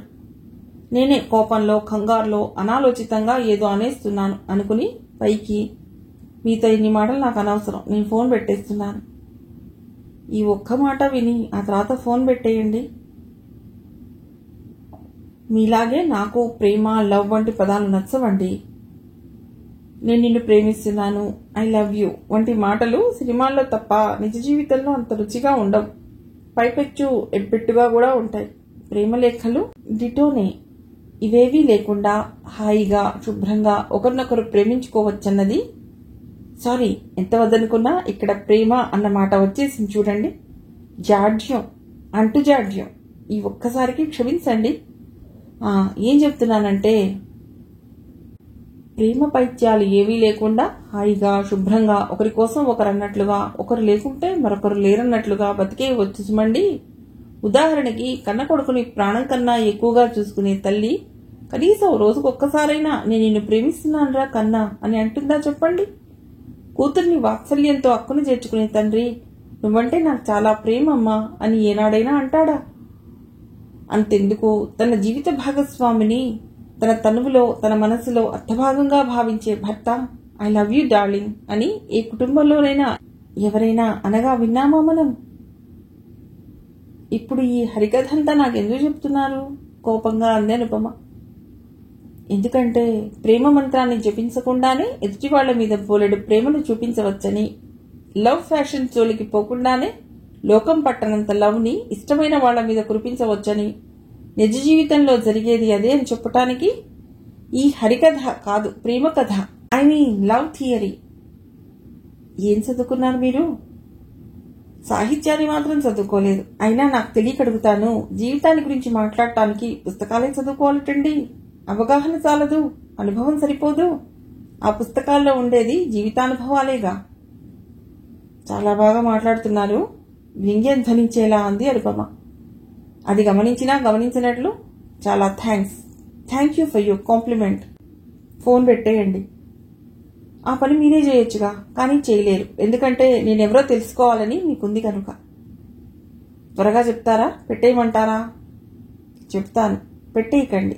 నన్ను గురించి నేను మాటల్లో చెప్పుకున్న దానికన్నా ప్రత్యక్షంగా నేనే మీ ముందు నిలబడి మీ ఇష్టం వచ్చినట్లు నన్ను అంచనా కట్టకండి అంటే సరిపోతుందేమోనని నాకు అనిపిస్తోంది. రేపు మీ ఇంటికి వస్తున్నాను. వద్దు కంగారుగా అంది అనుపమ. మీ అమ్మగారు ఏమైనా అనుకుంటారని భయపడుతున్నారులా ఉంది. పోనీ ఏదైనా పార్క్కి, హోటల్కి. నాకు అలాంటివి ఇష్టం ఉండవని మీకు చెప్పానా? ఓహో, చూసేవాళ్లకు ఓ లవ్ సీన్ లా కనిపిస్తుందని కంగారు పడుతున్నారులా ఉంది. ఎలాగండి మీతో చచ్చేది? పోనీ ఓ పని చేద్దాం, అంబర్పేట శ్మశాన వాటికలో కలిసి మాట్లాడుకుందాం. ఏమిటి తమాషాగా ఉందా? అయినా మీతో మాట్లాడవలసిన అవసరం నాకేమిటి? ఏ అవసరం ఉందని ఇంతసేపు మాట్లాడారు మరి? ఫోన్ పెట్టేయలేకపోవటం, మాట్లాడకుండా ఉండలేకనే కదా. అదేనండి దగ్గరితనం అంటే. అలాగా, అయితే ఇప్పుడు పెట్టేస్తున్నాను చూడండి అంటూ టక్కున ఫోన్ పెట్టేసింది అనుపమ. రోషన్తో ఆ పని చేసినా లోపల మాత్రం ఎవరతను, అతనికి తనంటే ఎందుకంత అభిమానం, ఎంత అందంగా మాట్లాడుతున్నాడు, మనిషి ఎలా ఉంటాడో, ఏ లిలీపుట్ లాగానో ఏ జెయింట్ లాగానో ఉండడు కదా అనుకుంది అనుపమ. అలా అనుకున్న తర్వాత తన ఆలోచన రీతికి తనే ఆశ్చర్యపోయింది. ఈ సంవత్సరంతో అమ్మాయి డిగ్రీ పూర్తవుతుంది కదా, ఇప్పటి నుంచే సంబంధాల వేట ప్రారంభిస్తే గాని ఈ వైశాఖ మాసంలోనన్నా పెళ్లి కాదు. మనక ఆయన సంబంధాలు ఎలాగూ లేవు అంది అర్చన తల్లి శకుంతల భర్త ముకుందరావుతో. పేపర్లో తలదూర్చి కూర్చున్న ఆయన చూద్దాం అయినా అర్చన ఏమంటుందో దాన్ని ఒక మాట అడిగి చూసావా అన్నారాయన. తన గదిలో కూర్చుని అకౌంట్స్ చేసుకుంటున్న అర్చనకు హాల్లో తల్లిదండ్రుల సంభాషణ చెవిలో పడగానే గుండె దడదడలాడింది. ఇలాంటి పరిస్థితి వస్తుందని అనుకుంది, కానీ ఇంత త్వరగా వస్తుందని అనుకోలేదు. రాహుల్ నువ్వే నా సర్వస్వం అన్నట్లు తన వెంట తిరిగిన రోజుల్లో తన పెళ్లి ప్రస్తావన ఇంట్లో వచ్చినప్పుడు నేను రాహుల్ని తప్ప మరొకరిని చేసుకోనని ఖచ్చితంగా చెప్పేయాలనుకుంది. ఎంతమంది వద్దన్నా, ఎన్ని అడ్డంకులు వచ్చినా తెగించి ఇల్లు వదిలైనా వచ్చి అతన్నే పెళ్లి చేసుకోవాలనుకుంది. కానీ అప్పటి పరిస్థితులు వేరు, ఇప్పటి పరిస్థితులు వేరు. తను ఇప్పటికీ ఎప్పటికీ రాహుల్ తప్ప మరో మగవాణ్ణి తన భర్తగా అంగీకరించలేదు. కానీ అతడు అలా లేడే. నువ్వు నాకొద్దు, నీ మీద నాకే ఇంట్రెస్ట్ లేదు అన్నట్లు పురుగును దులిపేసినట్లు దులిపేస్తున్నాడు. అలా తనను వద్దనుకుంటున్న వాడిని తను పెళ్లి చేసుకోలేదు. అలా అని జరిగిందంతా మర్చిపోయి మరొకరిని చేసుకుని తాళి కట్టిన వాడికి ద్రోహమూ చేయలేదు. కుడితిలో పడ్డ ఎలుకలా అయింది తన స్థితి. తేలుకుట్టిన దొంగలా అయింది మనస్థితి. ఇప్పుడు తల్లిదండ్రులు పెళ్లి గురించి అడిగితే ఏమని సమాధానం చెప్పాలి? రాహుల్కి తనకు మధ్య ఉన్న సంబంధం చెప్తే వాళ్ల గుండె బద్దలవుతుంది. ఇన్నాళ్లు తన మీద వాళ్లు పెట్టుకున్న నమ్మకాన్ని వమ్ము చేసినట్లు అవుతుంది. అలా అని చెప్పకుండా ఉంటే పెళ్లెందుకు వద్దంటున్నది అర్థం కాక వాళ్లు మనస్తాపం చెందుతారు. లోకనిందకు భయపడి వాళ్లలో వాళ్లే కుమిలిపోతారు. ఎలా? ముందు నుయ్యి వెనక గొయ్యి అన్నట్టుగా ఉంది అని ఆలోచిస్తోంది అర్చన. ఏమండోయ్, మీకో విషయం తెలుసా? తల్లి తండ్రిని ఉద్దేశించి అడిగిన ప్రశ్నకు అర్చన చెవులు నిక్కబొడుచుకున్నాయి. మన అర్చన ఫ్రెండ్ కళ్యాణి లేదు, అదే తెల్లగా కాస్త బొద్దుగా అందంగా ఉంటుంది చూడండి. 1-2 సార్లు ఏదో పుస్తకం కావాలంటూ మన అమ్మాయి దగ్గరికి కూడా వచ్చింది. సరిగ్గా గుర్తు రావటం లేదులే. అయితే ఏమిటి చెప్పు అన్నాడు ముకుందరావు పేపర్లోంచి దృష్టి మరల్చకుండానే. ఆ అమ్మాయికి పెళ్లిట, ఏదో హడావుడిగా చేస్తున్నారు లేండి. ఏమిటట తొందర? ఏదో మంచి సంబంధం అనుకోకుండా కలిసొచ్చి ఉంటుందిలే. కాళ్ళ దగ్గరకు వచ్చిన సంబంధాన్ని. సంబంధం కాదు, పాడు కాదు. వాళ్ళింట్లో అద్దెకుంటే ఓ కుర్రవాడు ఆ అమ్మాయి వెంటబడి ప్రేమించానంటూ నానా యాగి చేస్తున్నాడట. వాడు కాస్త తెగబడి ఏ దుష్ప్రచారమో చేస్తే ముందు ముందు ఆ కాస్త పెళ్లి కాదని ఎవరినో ఒకరిని తెచ్చి ఉరుకులు పరుగుల మీద 3 ముళ్ళు కాస్త వేయిస్తున్నారట. శుభస్య శీఘ్రం. పోనీలే, అలాగైనా ఆ అమ్మాయి జీవితం కుదుటపడితే ఆ తల్లిదండ్రులకు కాస్త నిశ్చింత. ఆ మాటలు మనస్ఫూర్తిగానే అన్నారు ముకుందరావు గారు. కానీ శకుంతలకు ఎందుకో ఆ మాటలు నచ్చలేదు. కొంతమందికి ఎదుటి వాళ్ళని ఎవరైనా విమర్శిస్తున్నప్పుడు వినటంలో ఉన్న ఆనందం వాళ్ల పొగడ్తలు చెవిన పట్టంలో ఉండదు. అది కాదండి, నాకు తెలియక అడుగుతాను. 2 చేతులు కలవందే చప్పట్లు వస్తాయిటండి. అసలు చూడటానికి పిల్ల అమాయకురాల్లాగానే కనిపిస్తుంది కానీ లోపలి విషయాలు మనకేం తెలుసు? ఈ పిల్ల కాస్తో కూస్తో కవ్వించిందే. ఆ అబ్బాయి అంతగా రెచ్చిపోయి ఉంటాడా? ఏదైనా ఆడపిల్లలు హద్దుల్లో ఉండకపోతే ఇలాగే ఏవో సమస్యలు నెత్తినొచ్చి పడతాయి అంది శకుంతల దీర్ఘం తీస్తూ. ఈసారి భార్య మాటలు ముకుందరావుకి నచ్చలేదు. ఒసేయ్, ఎందుకే అలా నోరు పారేసుకుంటావు? నిజాలు తెలుసుకోకుండా ఆ పిల్ల మీద అలా నిందలు వేయటమేనా? మనము ఒక ఆడపిల్ల తల్లిదండ్రులం. మన అర్చనకేమండి, బంగారం లాంటి పిల్ల. దానికి వంక ఏదైనా పెంపకాన్ని బట్టి ఉంటుందిలేండి. తల్లి నోటి నుండి వస్తున్న ఒక్కో మాట ఒక్కో వాడి బాణంలా గదిలో ప్రవేశించి తన హృదయాన్ని తూట్లు పొడుస్తున్నట్లు అనిపించడంతో బాధతో విలవిల్లాడిపోయింది అర్చన. ఎవరైనా తనను అసభ్యకరమైన మాటలతో చిడుతున్నా, తన శరీరాన్ని కర్రలతో మోది హింసిస్తున్నా అంతగా బాధపడి ఉండేది కాదేమో. కానీ ఈ బాధ మాటలకందనిది. ఈ మానసిక హింస వర్ణించశక్యం కానిది. అమ్మాయి అర్చన తల్లి పిలుపు చెన్నాకోల్ ఝడుపులా చెళ్లున వీపుకు తగిలినట్లు కాగా తన మనోభావాలను మొహంలో ప్రతిబింబించకుండా జాగ్రత్త పడుతూ వాళ్ల ముందుకెళ్లింది అర్చన. నిటారుగా నిల్చోవాలని, వాళ్ల ముఖాల్లోకి చూస్తూ మాట్లాడాలని ప్రయత్నించినా సాధ్యం కాలేదు. ముఖం వాలిపోయింది. చూపులు నేలను తాకాయి. మీ అమ్మ నీ పెళ్లి చేయమని నన్ను తొందర పెడుతోందమ్మా. నువ్వేమంటావు? వరాన్వేషణ మొదలు పెట్టమంటావా అని అడిగాడు ముకుందరావు. అప్పుడే నాకు పెళ్ళేంటి నాన్న, డిగ్రీ పూర్తి కావాలి, పీజీ చెయ్యాలి, తల వంచుకునే సమాధానం చెప్పింది అర్చన. నేను అదే అనుకుంటున్నానమ్మా అని భర్త ఇంకా ఏదో అనేలోగానే మధ్యలో అందుకుంటూ, మీకేం తెలీదు, మీరు ఊరుకోండి, దానికి సర్ది చెప్పవలసింది పోయి అది ఏదంటే దానికి తందానా అంటారేమిటి? ఎవరైనా పెళ్ళనగానే ఇప్పుడే వద్దు అంటారు గాని చేసుకుంటానని సంకలు గుద్దుకుంటూ చెప్తారేమిటి? ఆ కాస్త ముచ్చట అయిపోయాక ఎంత అంటే అంత చదువుకోవచ్చు. ఈ వయసుకు ఆ ముచ్చట అన్నారు. మీ ఫ్రెండ్ కళ్యాణి చేసుకోవటం లేదు, ఎంచక్క పెద్దవాళ్ళు చెప్పిన మాట వినాలి అంటూ తలెత్తి చూసిన శకుంతలకు అర్చన అక్కడి నుంచి ఎప్పుడో వెళ్లిపోయిందని అప్పుడు గాని తెలియలేదు. కళ్యాణిని పదే పదే గుర్తు చేసి తల్లి తనను మరింత బాధ పెడుతున్నట్లు అనిపించింది అర్చనకు. కళ్యాణి ఓ దుర్మార్గుడి వల్ల బాధలు పడుతోంది కానీ తనది స్వయంకృత. దీన్ని ఎవరూ క్షమించరు. అనుపమ రీసెర్చ్ పని మీద గైడింటికి వెళ్లి వచ్చి అప్పుడే చెప్పులు విప్పుతుంటాయంది తల్లి పద్మావతి. ఎవరో మీ ఫ్రెండ్ ఇట అరవింద్ ఫోన్ చేశాడు ఇందాక. ఉలిక్కి పడింది అనుపమ. గుండెల్లో గాబరా మొదలైంది. అతడు తెలుసని చెప్పాలో తెలియనట్లు మిన్నకుండాలో ఓ క్షణం అర్థం కాలేదా మీకు? నువ్వు మాట్లాడావా? అంది అటూ ఇటూ కాకుండా. మాట్లాడాను, అనుపమ వచ్చాక చెప్తాను అని ఫోన్ పెట్టేయబోతుంటే పెట్టేనిచ్చాడా గలగలా ఒక్కటే మాటలు. ఎంత చక్కగా మాట్లాడాడో. ఆ అబ్బాయితో మాట్లాడుతుంటే ఎవరో కొత్త వాళ్లతో మాట్లాడుతున్నట్లు అనిపించలేదు. ఎంత ఆప్యాయంగా, ఎంత గౌరవిస్తూ మాట్లాడాడని. నీకంత మంచి ఫ్రెండ్ ఉన్నాడని నాకెప్పుడూ చెప్పలేదే. ఇంతకు ఎవరతను? ఏం చెప్పాలో అర్థం కాలేదనుపమకు. ఇంకా దాస్తే లేనిపోని అపార్థాలకు అమ్మ మనసులో తావిచ్చినట్లవుతుందేమో అనిపించింది అనుపమకు. అందుకే అంది, నీకు తెలియని ఫ్రెండ్స్ నాకెవరున్నారమ్మా? నిజానికి అతడెవరో నాకు తెలియదు. ఒకరోజు ఇలాగే ఫోన్ చేసి నేను తెలుసని, నాకు కూడా అతడు తెలిసిందని చెబుతూ ఏదో మాట్లాడాడు. అతడు ఎవరైంది, నేను అతడిని ఎక్కడ చూసింది, ఎంత ఆలోచించినా నా గుర్తుకు రావటం లేదు. టీజ్ చేయటం గాని, అసభ్యంగా మాట్లాడటం గాని చేయటం లేదు గనుక ఆ మాత్రం ఓపికతోనైనా అతడి మాటలు విన్నాను. అతడు అలాంటి అల్లరి చిల్లరి మనిషిలా అనిపించటం లేదే. గౌరవప్రదమైన వ్యక్తిలా, మంచి కుటుంబంలోంచి వచ్చిన వ్యక్తిలా మాట్లాడాడు. ఈసారి చేసినప్పుడు అసలు ఎందుకిలా ఫోన్లు చేస్తోంది తేల్చి చెప్పేమను. ఉట్టి ఊసుబోక్క చేస్తూ ఉంటే మాత్రం మరొకసారి ఇలా చేయొద్దని గట్టిగా మందలించు అని పద్మావతి అంటుండగానే టెలిఫోన్ మోగింది. విసురుగా వెళ్లి ఫోన్ ఎత్తి హలో అంది అనుపమ. ఆమె కంఠంలో కోపం ఉరుములా ఉరిమింది. అబ్బా, ఎందుకులా అరుస్తారు? ఇక్కడ నా కన్నభేరి 1000 ఒక్కలైంది. అది అరవింద్ కంఠం. చూడండి మిస్టర్, ఇది గౌరవనీయులుండే ఇల్లు. నేను ఒక బాధ్యతాయుతమైన వృత్తిలో ఉన్న లెక్చరర్ని. మేము గౌరవనీయులమేనండి. నేను చేస్తున్నది ఒక బాధ్యతాయుతమైన వృత్తే. అందుకే ఇలా ప్రవర్తిస్తున్నారా? మరోసారి ఇలా చేశారంటే పోలీస్ కంప్లైంట్ ఇస్తాను. అవతల నుండి గట్టిగా నవ్విన శబ్దం. పోలీస్ కంప్లైంట్ ఇస్తారా? అయితే రండి మీ ఏరియా పోలీస్ స్టేషన్కి. ఆ విధంగానైనా మిమ్మల్ని మరోసారి కళ్ళారా చూసినట్లు అవుతుంది. మీతో నా తొలి పరిచయం చావింట్లో జరిగింది. మలి పరిచయం పోలీస్ స్టేషన్లో జరుగుతుంది. అందరూ తమ స్నేహం చిగురించడానికి వేదికలుగా అయ్యే పార్కులనో, బీచులనో, స్టార్ హోటళ్లను ఎన్నుకుంటారు. మనకే ఎందుకో ఇలా వెరైటీగా చావిళ్ళు, పోలీస్ స్టేషన్ వేదికలయ్యాయి. ఇంతకుముందు అనుకున్నట్టు ఈసారి ఏ శ్మశానమో వేదిక అవుతుందేమో.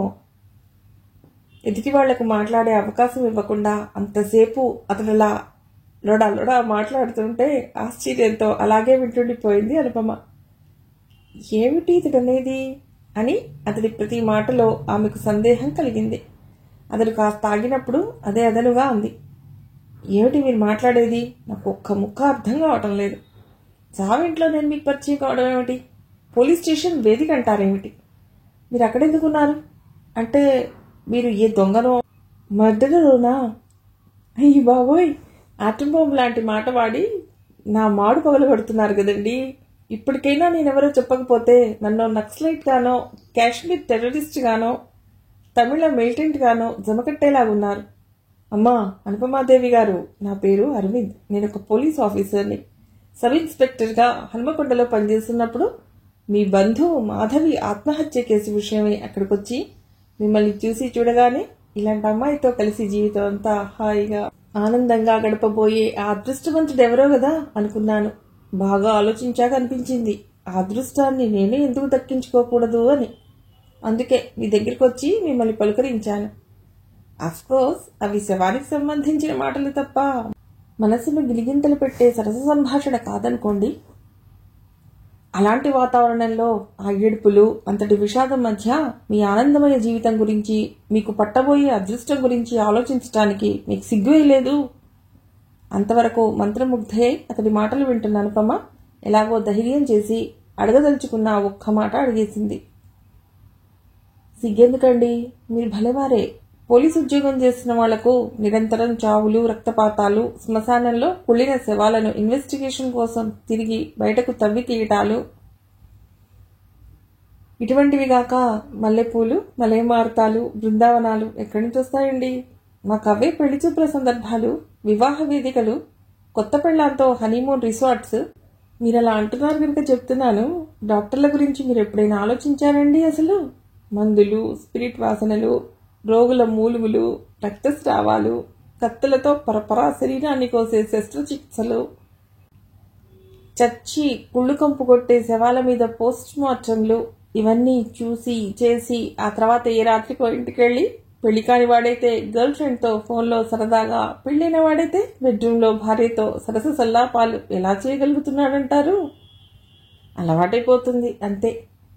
మాలాగే వాళ్లకు కత్తులు, సూదులు, ఫోర్సెప్స్, పేషెంట్ల అరుపులు, మృతదేహాల కంపులు, ఇవే శృంగార సన్నివేశాలు, బ్యాక్గ్రౌండ్ మ్యూజిక్లు, సెంటు అత్తరు పరిమళాలు, యుగళ గీతాలు అవుతాయి అన్నాడు అరవింద్ గుళకరాల డబ్బాలో పోసి గిలకరించినట్లు, కామాలు ఫుల్ స్టాప్లు లేకుండా ఏకధాటిగా మాట్లాడుతూ. అయిందా? ఇంకా ఉందా మీ లెక్చర్? అంది అనుపమ. ఈసారి ఆమె కంఠంలో కోపం లేదు. అతడి హోదా, మాటల్లో ఉట్టిపడుతున్న మంచితనం, తనంటే అతడిలో దాగున్న ఇష్టం, అవన్నీ ఆమె మనస్సునెప్పుడో మంచులా కరిగించేశాయి. బాబోయ్, ఎంత మాట అన్నారండి! ఓ లెక్చరర్ గారికి పాఠాలు చెప్పేటంత గొప్పవాడినా నేను? ఏటో మిమ్మల్ని గురించి ఆలోచిస్తున్నా, మీతో మాట్లాడుతున్నా, మాటలు అలా నాకు తెలియకుండానే బయటికి తన్నుకొస్తున్నాయి కానివ్వండి. నిజానికి నేనంత మాటకారిని కానండి. నాకు తెలిసిన వాళ్ళందరూ నోట్లో నాలుక లేని వాడు పాపం పోలీస్ ఆఫీసర్ ఎలా అయ్యాడో గాని అనుకుంటారండి. అవును, ఇంతకు పోలీస్ కంప్లైంట్ ఇవ్వటానికి ఇక్కడికి మీరు ఎప్పుడు వస్తున్నారు? సర్కిల్ ఇన్స్పెక్టర్గా ప్రమోట్ అయ్యి ప్రస్తుతం నేను సిటీకి వచ్చాను. డ్యూటీ మీద ఇప్పుడు మీ ఏరియా పోలీస్ స్టేషన్లోనే ఉన్నాను. హలో, ఉన్నారా లైన్లో? మాట్లాడరేమిటండి? నేను ఫోన్ పెట్టేస్తున్నా. అవతల నుండి మళ్ళీ అలవాటైన నవ్వు. గంటలు గంటలు ధారాళంగా క్లాస్ రూమ్లో లెక్చర్లు ఇచ్చే అనుపమకు ఆ సమయంలో మాట్లాడటానికి ఒక్క మాట దొరక్క మౌనంగా ఫోన్ పెట్టేసింది. ఆమె మనస్సులో ఇంతకు ముందెన్నడూ లేని సంచలనం ఏదో ఆ నిమిషంలోనే ప్రారంభమైంది. ఇతడెందుకిలా నా అనుమతి లేకుండా నా హృదయంలో ప్రవేశించి ఇంతగా కలవరం సృష్టిస్తున్నాడు? ఆ రోజు మాధవి చనిపోయిన రోజు ఎవరో పోలీసు ఆఫీసర్ ఇన్వెస్టిగేషన్లో భాగంగా తనను ప్రశ్నిస్తున్నాడని అనుకుందే గాని అతడి వంక పరిశీలనగా చూడనైనా చూడలేదు. చూసినా అప్పుడు తనున్న పరిస్థితిలో తనకేమీ అతడు ఓ గుర్తుంచుకోవలసిన వ్యక్తిగా అనిపించి ఉండేవాడు కాదు. తనంతట తానుగా నాతో పరిచయం పెంచుకుని కళ్ళకు కనిపించకుండా మాటలతో కట్టిపడేస్తూ అనురాగంతో నాకు తెలియకుండానే నాకు దగ్గర అవుతున్నాడు. అతడి స్నేహాన్ని ఆదిలోనే తుంచివేయకుండా తానెందుకిలా పొడిగిస్తూ అప్రయత్నంగానే అతడికి దగ్గర అవుతున్నది? తను పొరపాటు చేస్తోందా? తెలిసి తెలియని వయసులో చాలా మంది ఆడపిల్లల్లా ఆకర్షణని వలపనుకునే పొరపాటు తను చేయటం లేదు కదా అన్న ఆలోచనలు ఆందోళన కలిగించాయి అనుపమను. ఇంతలో అనుపమ అన్న తల్లి గొంతు బిగ్గరగా వినిపించేసరికి ఒక్క పరుగున కిచెన్లోకి వెళ్ళింది అనుపమ. పీట మీద కూర్చుని చేటలో బియ్యం ఏరుతున్న తల్లి పద్మావతి గుండె చేత్తో పట్టుకుని విలవిలలాడిపోవటం, ఆమె నుదురంతా స్వేద బిందువులతో నిండి ఉండటం గమనించి కంగారు పడిపోయింది అనుపమ. ఆమెకు కాళ్ళు చేతులు ఆడలేదు. వంశీ, వంశీ అని కేకలు పెట్టింది. ఆ అరుపుకు బాత్రూంలో ఉన్న వంశీ ఒక్క పరుగున వచ్చాడు. ఏమైందక్కా అంటూ. త్వరగా వెళ్ళి ఆటో తీసుకురా, అర్జెంట్. హడావిడిగా బట్టలు తుడుక్కుని వీధిలోకి పరిగెత్తాడు వంశీ. అనుపమ, నాకేమైనా అయితే నీ పెళ్ళి, నాకదే చింత అంటూ అంత బాధలోనూ అతి కష్టం మీద తల్లి అలా అనగానే వెంటనే వారించింది అనుపమ. అమ్మా, ఇప్పుడు నువ్వే మాట్లాడకు, స్ట్రెయిన్ అవుతుంది. మనం త్వరగా హాస్పిటల్కి వెళ్ళగలిగితే అక్కడ నీకు ట్రీట్మెంట్ జరుగుతుంది. నువ్వేమీ భయపడకమ్మా. నువ్వు హాస్పిటల్ నుంచి ఇంటికి రాగానే నీ కోరిక ప్రకారం నేను పెళ్లి చేసుకుంటాను, సరేనా? అక్క, ఆటో వచ్చింది అంటూ హడావుడిగా లోపలికి వచ్చాడు వంశీ. ఇద్దరూ తల్లిని చెరో వైపున పట్టుకుని ఆటోలో ఎక్కించారు. పర్స్ తీసుకుని ఇంటికి తాళం వేసి గుమ్మం ముందే నిల్చున్న పక్క ఫ్లాట్ ఆవిడికి హడావుడిగా ఈ విషయం చెప్పి వెళ్లి తల్లి పక్కన ఆటోలో కూర్చుంది అనుపమ. అటు పక్కన వంశీ కూర్చున్నాడు. ఆటో కేర్ హాస్పిటల్ వైపు పరుగులు తీసింది. ప్రగతి ఈ మధ్య సినిమా స్టార్ అయింది. ఓ పిక్చర్లో హీరోయిన్గా యాక్ట్ చేసింది. కానీ ఆ పిక్చర్ అట్టర్ ఫ్లాప్ అయింది.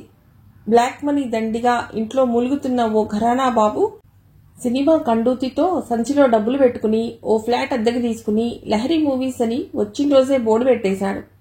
ఆరంభ శూరత్వంతో ఆ రోజే పేపర్ యాడ్ ఇచ్చి ఉన్న నటులు తనకు సరిపోనట్లు కాస్త కొత్త వాళ్లను తన పిక్చర్లో బుక్ చేసుకున్నాడు. డబ్బులు పెట్టి సినిమా తీస్తానని వచ్చిన ప్రొడ్యూసర్ ఎవరన్నా దొరకటం ఆలస్యం, పిల్ల డైరెక్టర్లు, కుర్ర కెమెరామెన్లు, అప్పుడే కలం పట్టిన కవులు కుప్పలు తెప్పలుగా బెల్లం చుట్టూ చీమల్లా అవకాశాల కోసం ముగిపోవడం అక్కడ మామూలే. కొత్త వాళ్లకు ఛాన్స్ ఇవ్వడమే గొప్ప అనుకున్న అనుభవం లేని ప్రొడ్యూసర్ క్వాలిటీ విషయంలో పప్పులో కాలేసి కలెక్షన్లు లేక నెత్తిన గుడ్డేసుకుని వచ్చిన దారి పట్టవలసి వచ్చింది. ఆర్థికంగా నడ్డి విరిగి మళ్లీ జీవితంలో కోలుకోలేని పెద్ద దెబ్బ తగలటంతో పిచ్చివాడిలా మారి ప్రస్తుతం సినిమా వ్యాపారం లాభ నష్టాలు అన్న విషయం మీద అడిగిన వాళ్లకు అడగని వాళ్లకు కూడా ప్రవచనాలు ఇస్తున్నాడని వినికిడి. ఆర్థికంగా ప్రొడ్యూసర్ మూలిగితే రాచపీనుగా ఒంటరిగా పోదన్నట్లు అతడితో పాటు మరెక్కడా కాల్ షీట్స్ దొరక్క హీరోయిన్ ప్రగతి, మరే సినిమా ఛాన్స్ దొరక్క డైరెక్టర్, కెమెరామెన్, కవి సైతం కలికంలోకి లేకుండా కొట్టుకుపోయారు. దాంతో ప్రగతి జీవితం రెంటికి చెడిన రేవళ్లా తయారైంది. ఒకనొక రోజు అదేదో సినిమా మ్యాగజైన్ అట్టపై కూతురి అర్థనగ్న చిత్రం చూసి ఆవేశంతో అగ్గిరాముడైన హర్న, మళ్లీ ఆ ఫీల్డ్లో అడుగుపెట్టావంటే కాళ్లు విరగొడతాను అని గట్టి వార్నింగ్ ఇవ్వటంతో డైలమాలో పడింది ప్రగతి. అలాంటి సందిగ్ధ పరిస్థితుల్లో నీకు నేనున్నానంటూ వచ్చి పక్కన నిలిచి కూతురి భవిష్యత్తుకు గుదిబండలా అడ్డం పడే ఆ తండ్రి ఒక తండ్రేనా అని నోటికొచ్చినట్టు మాట్లాడి ఆ విధంగా ప్రగతికి దగ్గరయ్యాడు కిషోర్. మాయాబజార్ లాంటి ఆ రంగుల ప్రపంచంలో కళ్లు జిగేల్మనిపించే ఆ మాయ జలతారు మోజులో అప్పటికే గొంతు వరకు కూరుకుపోయిన ప్రగతికి ఎవరేమిటో, ఏది మంచో ఏది చెడో ఇవేవీ కళ్లకు కనబడలేదు.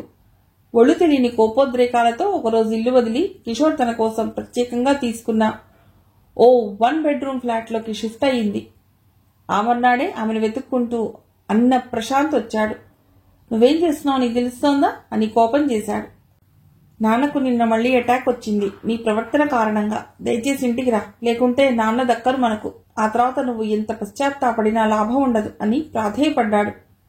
ససేమిరా అంది ప్రగతి. పోలీస్ రిపోర్ట్ ఇస్తానని బెదిరించాడు ప్రశాంత్. నేను మేజర్ని అంది ప్రగతి తలబిరుస్తనంతో. కిషోర్ వంక నిప్పులు తిరిగే కళ్లతో చూస్తూ, ఇదంతా నీ మూలంగానే. నా చెల్లి జీవితంలో చీడ పురుగులా ప్రవేశించావు, నీ అంతు చూస్తాను అంటూ బెదిరించబోయాడు. రౌడీజం నాకు తెలిసినంత నీకేం తెలుసు? నువ్వో పుస్తకాల పురుగువి, ఆ విషయంలో నీకు అనుభవం లేదు అని ఎదురు సమాధానం ఇచ్చాడు కిషోర్. ఈ సంఘటన, ఈ వాదన జరిగినప్పుడు ప్రగతి సినిమా రంగ ప్రవేశం చాలా జోరుగా సాగుతోంది. త్వరలోనే తను టాప్ హీరోయిన్ కాబోతున్నానన్న ఆశతో ఉంది ఆమె. కిషోర్ కూడా అలాగే అనుకున్నాడు. ప్రగతి బిజీ హీరోయిన్ అయిపోతే ఆమె కాల్ షీట్స్, బ్యాంక్ అకౌంట్స్ చూస్తూ ఉండటమే తన పని అనుకుని కలలు కన్నాడు. ఆ కలల్లో అతడికి ప్రతి రాత్రి లక్ష్మీదేవి కనిపించి కాసుల రాసులు ముందు పోస్తూ చాలా ఇంకా కావాలా అని కూడా అడుగుతుండేది. అది అప్పటి వైభోగం. కానీ ఇప్పుడు పరిస్థితి తారుమారైంది. ఫ్లాప్ హీరోయిన్ గా ఫస్ట్ పిక్చర్ తోటే పేరు తెచ్చుకున్న ప్రగతి ఫ్లాట్ తలుపు తట్టడానికి ఏ ప్రొడ్యూసర్లకు ధైర్యం చాలేదు. ఆమె నటిస్తున్న సినిమాని డైరెక్ట్ చేయడానికి ఏ దర్శకుడికి గుండెదిటువు చిక్కలేదు. ఆఖరికి ఫీల్డ్లో ఉన్న ఏ హీరోలు సైతం ప్రగతి హీరోయిన్ అయితే ఆమె పక్కన మేము నటించాం అని తెగేసి చెప్పారు. దాంతో కిషోర్కి లేనిపోని తద్దినం తెచ్చుకుని నెత్తిన పెట్టుకున్నానా అన్న ఆలోచన ప్రగతి కంటబడినప్పుడులా అనిపించసాగింది. ఎవరో సినిమాల్లో వేషాలు వేసే అమ్మాయిని తెచ్చి ఓ ఫ్లాట్లో పెట్టుకుని కాపురం చేస్తున్నాడన్న విషయం కిషోర్ ఇంట్లో తెలియటంతో అతడికి అటుపక్క నుండి ఒత్తిడి ప్రారంభమైంది. ప్రగతి తన ఫ్లాట్లో అడుగుపెట్టిన 3వ రోజే ఓదార్చే నెపంతో ఆమెను తన వంటికి హత్తుకుని ఆ తర్వాత మెల్లిమెల్లిగా ఆశాంతం ఆక్రమించుకుని తనదంటూ ఆమెకేమీ మిగల్చకుండా అంతా తన సొంతం చేసేసుకున్నాడు గనక ఇప్పుడు ఆ ఒత్తిడి కూడా అతడిని అంతగా బాధించడం లేదు. మొదటిసారి నీటిలో మునిగిన వాడికి చలి, మళ్లీ మళ్లీ మునిగేవాడికి చలే ఒకటి. అలాగే ఒకసారి చేస్తే అది తప్పు, పదే పదే చేస్తే అది పాడు అలవాటు. అప్పనంగా దొరికిన ప్రగతి ప్రతి అర్ధరాత్రి ఓ అలవాటుగా మారిపోయింది అతడికి. అది చూసి ప్రగతి ఈ మధ్య కిషోర్ అసలు రంగు గుర్తిస్తోంది.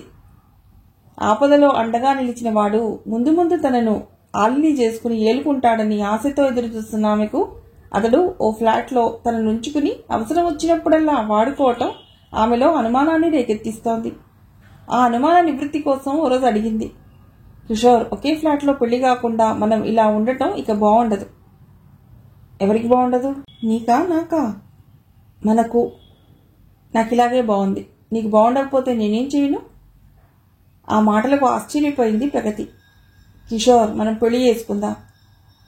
పెళ్లి చేసుకున్నాక చేయవలసిన పనేదో ఇప్పుడే చేస్తున్నాం కదా, పెళ్లి చేసుకుని ఇప్పుడు కొత్తగా చేయవలసిందే ఉంది. నిర్లక్ష్యంగా సమాధానం ఇచ్చాడు కిషోర్.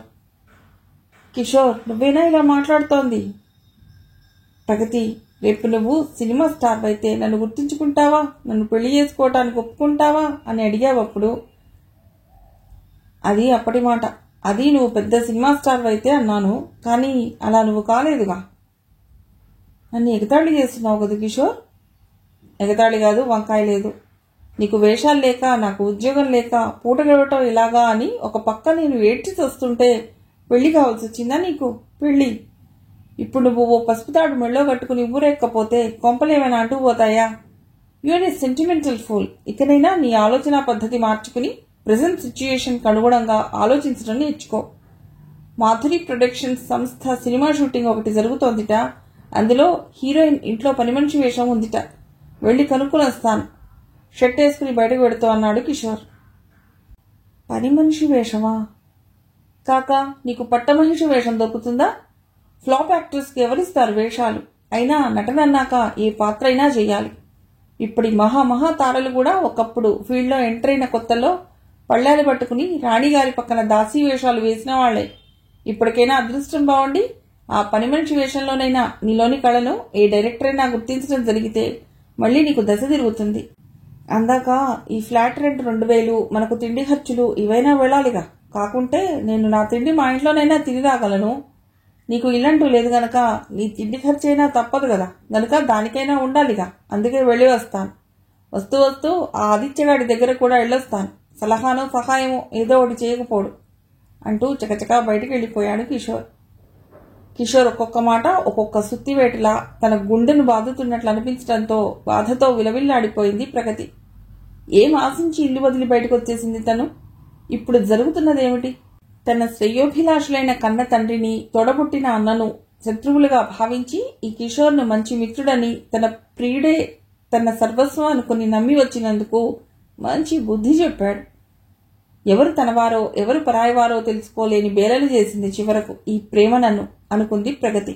బాధ, పశ్చాత్తాపాలు మనసును పట్టి మెలిపెట్టగా. మిగిలిన కథ తర్వాతి భాగంలో.